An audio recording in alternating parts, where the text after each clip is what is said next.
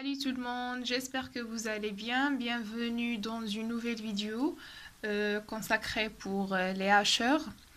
En fait, il s'agit d'un exercice pour un hacheur série. Donc, comme d'habitude, on va lire l'énoncé et essayer de répondre aux questions. Alors, on alimente un moteur à courant continu. Ça, c'est le schéma électrique. On a vu ceci dans une vidéo précédente. C'est le modèle électrique correspondant à un moteur à courant continu, dont le schéma équivalent est donné ci-dessous. C'est ça le schéma équivalent. À l'aide d'un hacheur. Ça, c'est un hacheur. Vous pouvez le trouver comme ça, comme vous pouvez le trouver tout simplement comme un interrupteur simple, car elle joue le rôle d'un interrupteur. L'interrupteur électronique K et la diode D sont supposés parfaits. Alors, la période de hachage est T et le rapport cyclique, c'est alpha. On va voir où intervient le alpha. Et l'inductance L du bobinage de l'induit du moteur a une valeur suffisante pour que la forme du courant dans l'induit soit pratiquement continue. Alors, le hacheur est alimenté par une tension continue E qui est égale à 220 volts. On peut écrire les données là. E qui est 220 volts. Et la force électromotrice prime du moteur est liée à sa vitesse de rotation n par la relation E'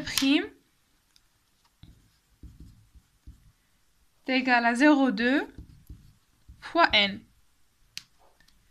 Normalement, le n, c'est par tour, en tour par minute. Donc, l'induit a pour résistance R qui est égale à 2 ohms. R qui est égal à 2 ohms. Alors, la première question, c'est l'étude de la tension U pour alpha égale à 0,80. Ça veut dire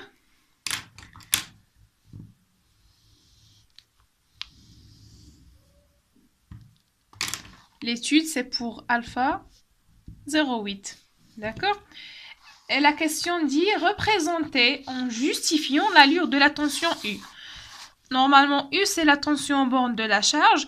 Donc, selon les cas de l'état de notre interrupteur, notre hacheur, on aura des valeurs différentes pour le U. Il donne qu'on prendra comme instant origine celui où l'interrupteur K se ferme. Ça veut dire à T est égal à 0, le K se ferme. K, c'est notre hacheur. Le hacheur se ferme jusqu'à alpha T. C'est là où, normalement, c'est le fonctionnement normal d'un hacheur. De 0, ça veut dire de T entre 0 et alpha T, ils ont donné que à T0, le K se ferme. Donc, de 0 à alpha T,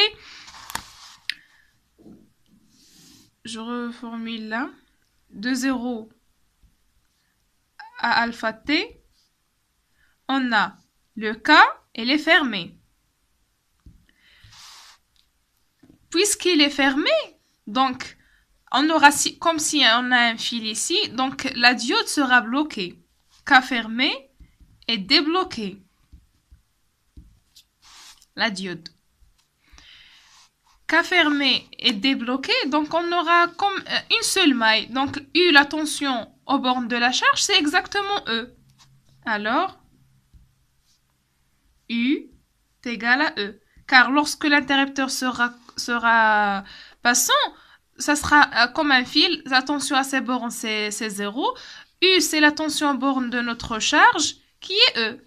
Donc, U est égal à E. Après, de alpha T jusqu'à T, on a le K ouvert. Puisque le K ouvert, donc maintenant, c'est la diode qui sera passante.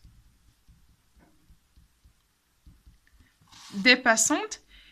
Et puisque la diode est passante, U, c'est la tension aux bornes de la diode dans ce cas, donc ça sera 0, puisqu'elle est passante. Alors, U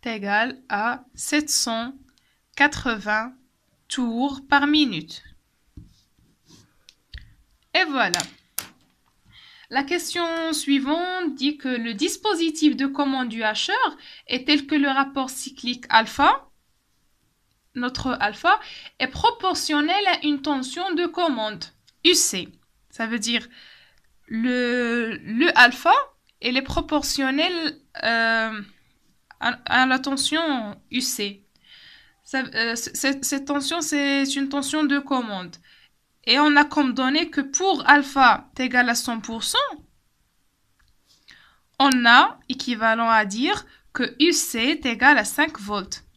Et on a dit qu'il y a une relation proportionnelle. Ça veut dire si le UC augmente, le alpha augmente. Si le UC diminue, le alpha diminue.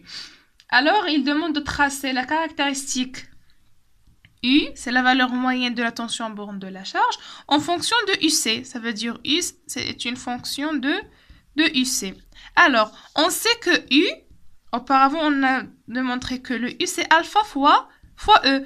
Donc, puisqu'on a une proportionnalité entre le alpha et UC, c'est bien évidemment, on aura une proportionnalité entre la valeur moyenne de U et UC. Donc, c'est simple. On va tracer le U en fonction de UC. D'accord?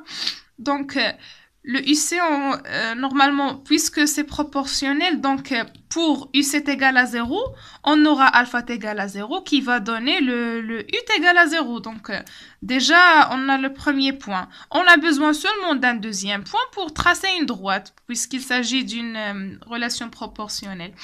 Alors, que veut dire UC est égal à 5 volts pour alpha égal à 100%?